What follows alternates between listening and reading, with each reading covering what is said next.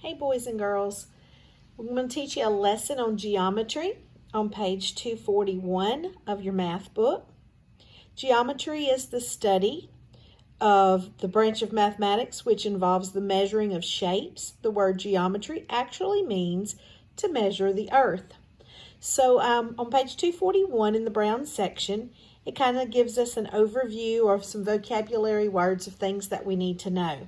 I'm not going to talk about everything because it's kind of hard on all these pages to go over everything, but I do want to kind of give you an idea of some of the main basic things that you need to know, which I'm sure you learned last year, but it's been a while, so we're going to go over a few of them. Let me erase my board.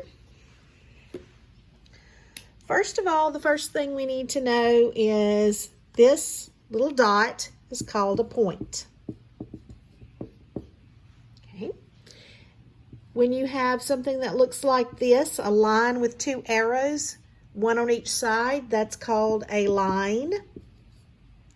If you have a dot, a point, and then a line with an arrow on one side, that's called a ray, like a sun ray. And it doesn't matter if the arrow is pointing up, if it's pointing to the right, to the left, to the side. As long as it has a point and then an arrow on the other side, it's called a ray. If I have something that looks like this, that's called a, there we go, that's called a line segment. Segment just means part of something.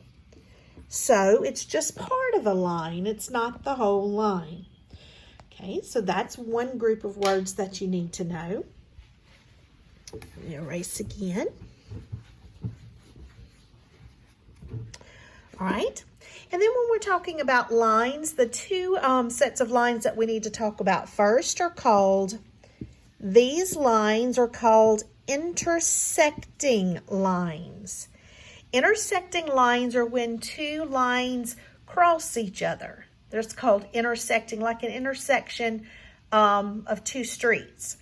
But when I have an intersection of two streets, I have lines that go straight across from each other, like that, and those are called perpendicular lines.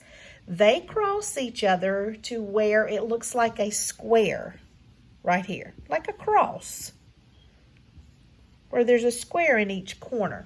Those are called perpendicular lines. Parallel lines are lines that never cross. They would look like this, and it doesn't matter if they go up and down or if they go sideways. As long as they never cross, they're called parallel lines. A good example of a parallel line is like a railroad track. The railroad tracks that the one train goes on, they never cross each other because the wheels could never cross each other. So those are parallel lines. And then this is an angle. And if we look, I said page 241, but we're going to do several things. So if you flip on over to page 245, that's when we start talking about angles. Okay? On 245, the first kind of angle is right there. This is where there's a square. That's called a right angle. It looks like a box right there. It's a right angle. If I have an angle where the two segments that come together, the two rays that come together, if this part is bigger than a square, that's called an obtuse angle. Obtuse. If it is smaller, I'm going to go up here and do that. If it's smaller,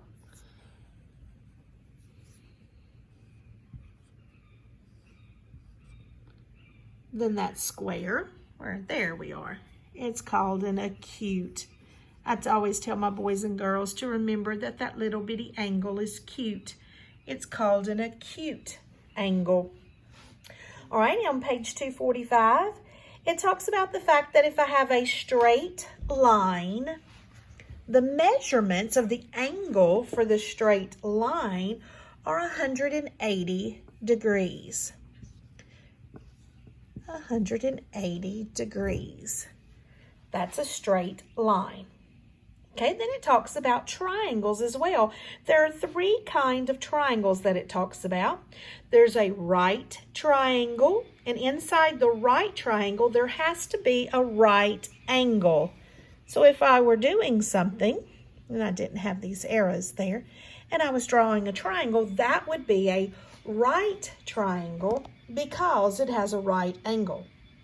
An isosceles triangle has two sides that are equal. If you're looking on page 245 at number 8 at the top in the brown section, that triangle that you see is called an isosceles triangle. Do you see on that triangle that each one of those little sides of two of them has two little lines, like an equal line?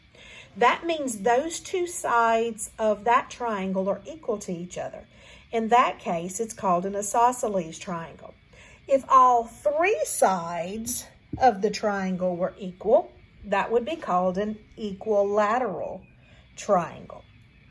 All right, another thing you need to know about triangles is when you add up all the angles of a triangle, they should add up to be 180 degrees, just like the line. So on page 245, number 2, they're adding up the measurements to that triangle. One has a 90-degree angle and one has a 60-degree angle. So to find the answer, you're going to add 90 plus 60, which gives you 150. And then you're going to say 180 minus 150, and you'll be able to tell what that other angle is, and that's 30 degrees. So this week on your assignments, you are going to do page 241, page 243, 244, 245, and 246. Now, I would love to be at school with you because I would love to teach this and really get into geometry because there's a lot more things I wanted to teach you.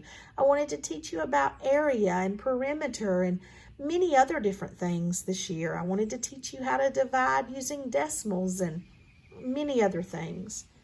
But it's not looking like that's going to happen. So we're going to do the very best that we can on these pages, and then that way you will at least know it when you get to 6th grade next year. You'll at least have seen it. Also, I have this on Study Stacks for any of the geometry things, and I'll list that on your assignments so that you can go over those. I sure do miss you, and I hope that you do your best work on these pages, and I will talk to you later.